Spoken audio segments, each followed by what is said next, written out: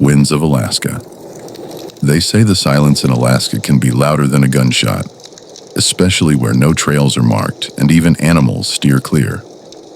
That's where the four of them went: Jack, Nick, Max, and Eugene. As always, to escape people, burn out the city noise, chew dried moose meat, smoke a cigar, laugh at Eugene and his snow sneakers. Max, of course, brought Zarina, his loyal mastiff. Big, calm, and with a nose that could put any motion sensor to shame. They trusted her instincts more than any weather app. "Hey, Max," said Eugene as they stopped near a snow-covered lake. "You should give that dog power of attorney. She's clearly running this expedition." "And you need a panic button subscription," Nick muttered while checking his 308 with a scope. "When you fall into a drift again like last year, someone better be able to find you." Jack smirked, racking the bolt on his AR. Former Navy SEAL, silent as stone. His calm worked like concrete. It suppressed panic. They'd pushed deep into a valley north of Fairbanks. New territory for all of them. Even Jack, who knew Montana like his own scars, was a stranger here. But maps were studied, routes planned, tents set. And then came the real reason for it all: fire, snow, meat, bubbling stew in a pot.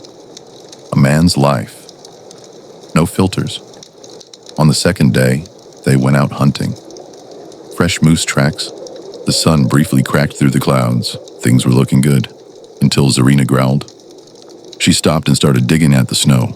Underneath, tracks, but not prey. Something strange, heavy, deep, clawed. All around, in circles. Many of them. "Wolves," Eugene exhaled. "Yeah," Jack said quietly. "But not normal ones. A pack, a big one. They were surrounding." "Us?" Nick asked. "No, not at first.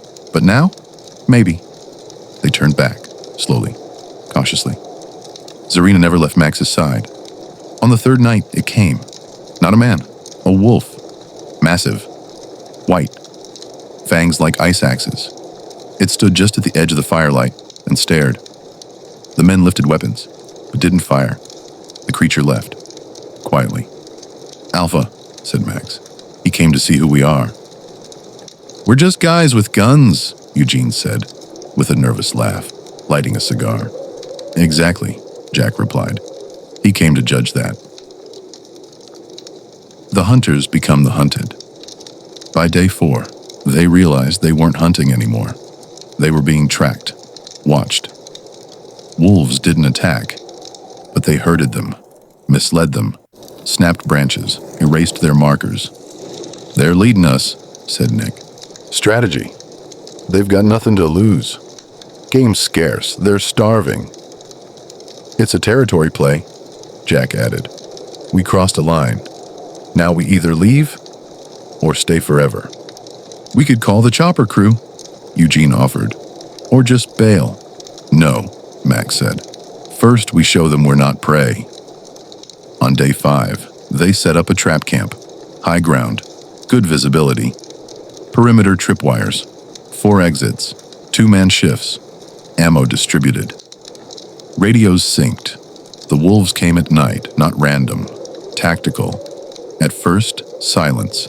Then, like a cue, a strike from 3 sides. Fast, silent, confident.